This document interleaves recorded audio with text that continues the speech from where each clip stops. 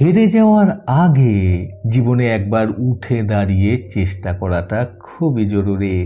বন্ধুরা, এই অসাধারণ প্রসঙ্গটাকে কেন্দ্র করে আজকে আমি আপনাদের এক রাজার সুন্দর একটি গল্প শোনাবো।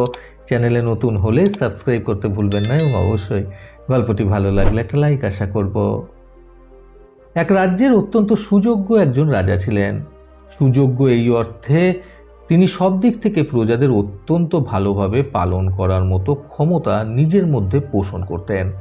রাজ্যের দেখাশোনা করা, রাজ্যের এবং রাজ্যে অবস্থিত প্রজাদের সুবিধে অসুবিধে সমস্ত নিয়ে চিন্তিত থাকা, এই সকল কিছু গুণাগুণ সেই রাজার মধ্যে উপস্থিত ছিল। ফলে সেই রাজাকে নিয়ে রাজ্যের প্রজারা অত্যন্ত খুশি ছিল। সেই রাজা খুব ভালোভাবে ন্যায় অন্যায় উভয়কেই বিচার করতেন। কাজেই প্রজাদের কোনো রকমের কোনো অসুবিধাই হতো না। এছাড়াও রাজামশাই নিজের রাজ্যটাকে খুব সুন্দরভাবে সাজিয়ে গুছিয়ে তৈরি করে নিয়েছিলেন। একজন যোদ্ধা হিসেবেও সেই রাজামশাই ছিলেন একদম সুযোগ্য। আশেপাশের কোনো রাজ্যের রাজারাই ওনাকে পরাজিত করতে পারতেন না, কারণ এই সুযোগ্য যোদ্ধা রাজাকে হারানো ছিল ভীষণই কঠিন ব্যাপার। ফলে এর থেকে স্বাভাবিকভাবেই এই রাজার উপরে অন্যান্য সকল রাজ্যের রাজাদের একটা আক্রোশের সৃষ্টি হয়েছিল। কোনোভাবেই কোনো উপায় করেই অন্যান্য রাজ্যের রাজারা এই রাজাকে হারিয়ে উঠতে পারতেন না। ফলে ওনার তৈরি করা এই সুন্দর রাজ্য হাতিয়ে নেওয়ার স্বপ্ন কারোর পূরণও হতো না। একবার আশেপাশের বেশ কয়েকটি রাজ্যের রাজারা মিলে পরিকল্পনা করলেন যে করেই হোক কোনো না কোনো ফন্দি বার করে এই রাজ্যের রাজাকে ওনার নিজের রাজ্য থেকে বিতাড়িত করতেই হবে। তা না হলে ওনাদের পক্ষে নিজেদের রাজ্যগুলো চালনা করা খুবই মুশকিল হয়ে উঠছিল। কাজেই সেই সুযোগ্য রাজার রাজপ্রাসাদের বাইরে অবস্থিত পাহারাদারদের প্রাণের ভয় দেখিয়ে অন্যান্য রাজ্যের রাজারা মিলে সেই সুযোগ্য রাজার রাজদরবারে সাধারণ মানুষের ছদ্মবেশ ধারণকারী রাজ্যের বেশ কিছু দূত ওনারা পাঠালেন। সেই সুযোগ্য রাজা রাজদরবারে অন্যান্য রাজ্যের পাঠানো দূতেরা প্রবেশ করার পর নিজেদের ছল চাতুরির মাধ্যমে রাজার খাবারের মধ্যে সেই রাজাকে অজ্ঞান করে দেওয়ার কোনো এক প্রকারের ওষুধ খাইয়ে দিয়েছিলেন। খাবার খেয়ে রাজা যখন নিজের শয়নকক্ষে বিশ্রাম নিতে গিয়েছিলেন, সেই সময় তিনি অজ্ঞান হয়ে শয়নকক্ষের মধ্যেই পড়ে যান। তারপরে সেই রাজামশাইকে লুকিয়ে লুকিয়ে রাজপ্রাসাদ থেকে বের করে একটি জঙ্গলের অত্যন্ত গভীর এক প্রান্তে নিয়ে যাওয়া হয়। সেখানে অন্যান্য রাজ্যের রাজারাও উপস্থিত ছিলেন। সেই গভীর প্রান্তে একটি সুগভীর গুহা অবস্থিত ছিল। জ্ঞান হারিয়ে পড়ে থাকা সেই সুযোগ্য রাজাকে অন্যান্য রাজ্যের রাজারা মিলে সেই গুহার ভেতরে ঢুকিয়ে দেন। তখন কয়েকজন রাজারা মিলে বলেন, এই রাজাকে এখানেই প্রাণে মেরে ফেলা হোক। এই কথার বিরোধিতা করে তখন আবার অন্য একদল রাজারা বলেন, না না, প্রাণে মেরে ফেললে তো সব কিছু শেষই হয়ে যাবে।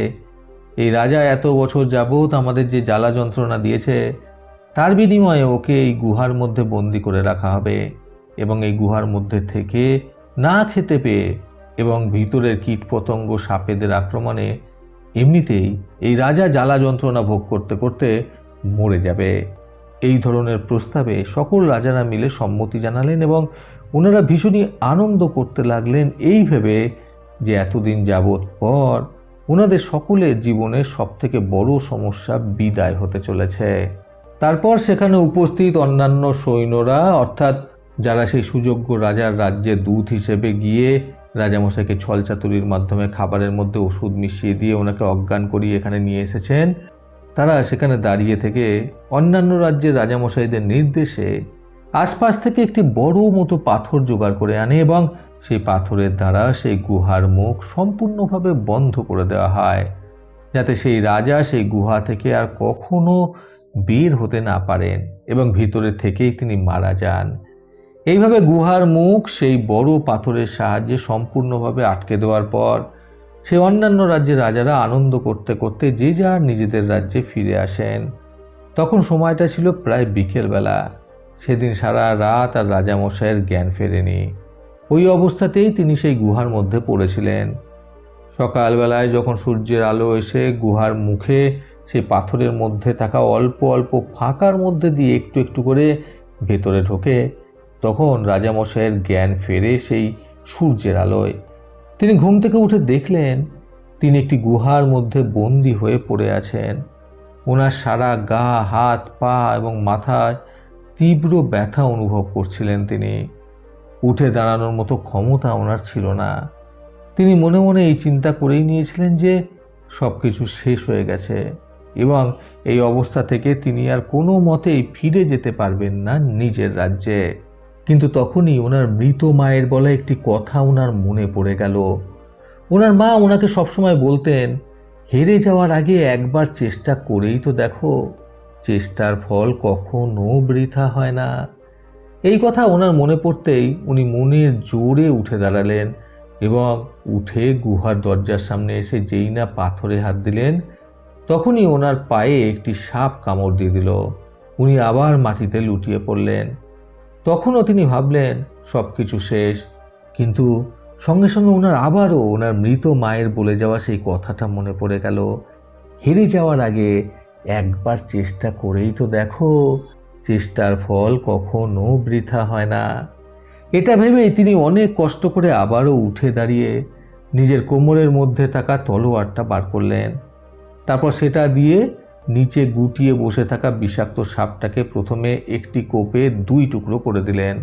তারপর নিজের পায়ের যে অংশটায় সাপ কামড়েছিল সেই অংশটা তিনি সঙ্গে সঙ্গে কেটে বাদ দিয়ে দিলেন, যাতে সাপের বিষটা ওনার পুরো শরীরে ছড়িয়ে পড়তে না পারে। তারপর ওনার শরীরের বাদ দিয়ে দেওয়া সেই অংশটা থেকে অনবরত রক্ত পড়তে শুরু করলো। উনি যন্ত্রণায় কাতর হয়ে পড়লেন এবং আবারও আশা ছেড়েই দিচ্ছিলেন, কিন্তু হঠাৎই আবারও ওনার মায়ের বলে যাওয়া সেই কথাটা ওনার মনে পড়ে গেল। তিনি সঙ্গে সঙ্গে নিজের পরিহিত পোশাক থেকে একটা টুকরো কাপড় ছিঁড়ে নিজের পায়ের সেই কাটা অংশটায় বেঁধে দিলেন। তারপর তিনি অনেক কষ্ট করে আবারও গুহার দরজাটার সামনে এসে নিজের 2 হাত দিয়ে জোরে পাথরটাকে বাইরের দিকে ঠেলার চেষ্টা করলেন। এত ভারী পাথরটা কোনো মতেই একটা দুর্বল মানুষের পক্ষে 2 হাত দিয়ে ঠেলে সরিয়ে দেওয়া সম্ভব ছিল না, কিন্তু রাজামশাই কোনো মতেই চেষ্টা ছাড়তে নারাজ ছিলেন। ফলে তিনি নিজের শরীরের সর্বশক্তি দিয়ে সেই পাথরটাকে নিজের 2 হাতের জোরে বাইরের দিকে ঠেলতে লাগলেন। যেহেতু গুহার বাইরের দিকটা ছিল নিচের দিকে ঢাল, সেহেতু বেশ কিছুক্ষণ সময় ধরে পাথরটাকে অনবরত সর্বশক্তি দিয়ে বাইরের দিকে ঠেলার ফলে আস্তে আস্তে পাথরটা বাইরে বেরিয়ে আসলো এবং বাইরেটা যেহেতু নিচের দিকে ঢাল ছিল, সেহেতু পাথরটা গুহার মুখ থেকে বেরিয়ে এসে নিচের দিকে গড়িয়ে পড়ল। এইভাবে রাজা অনেক কষ্টের মাধ্যমে গুহার বাইরে বেরিয়ে আসতে সক্ষম হলেন। নিজের মৃত মায়ের বলে যাওয়া কথা রেখে তিনি নিজের প্রাণটাকে রক্ষা করতে পারলেন সেদিন। তারপর অনেক কষ্টে পথ চিনে তিনি নিজের রাজ্যে ফিরে আসলেন। নিজের রাজ্যে ফিরে আসার পর তিনি ভালো করে তদন্ত করে জানতে পারলেন কে কে এই কাজের সাথে জড়িত। দোষীদের ধরে রাজামশাই উপযুক্ত শাস্তি দিলেন প্রত্যেককে এবং এরপর থেকে তিনি আরও অনেকটা বেশি সচেতন হয়ে গেলেন নিজের সুরক্ষার ব্যাপারে।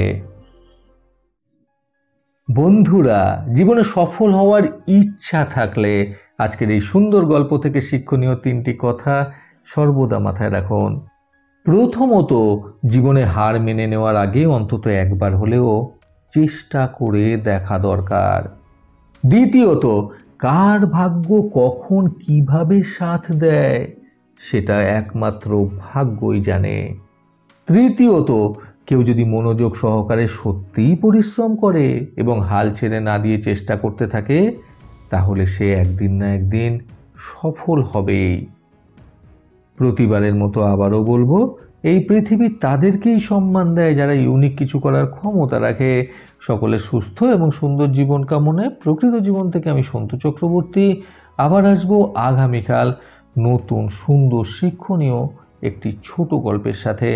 ভালো শুনুন, ভালো থাকুন। ধন্যবাদ।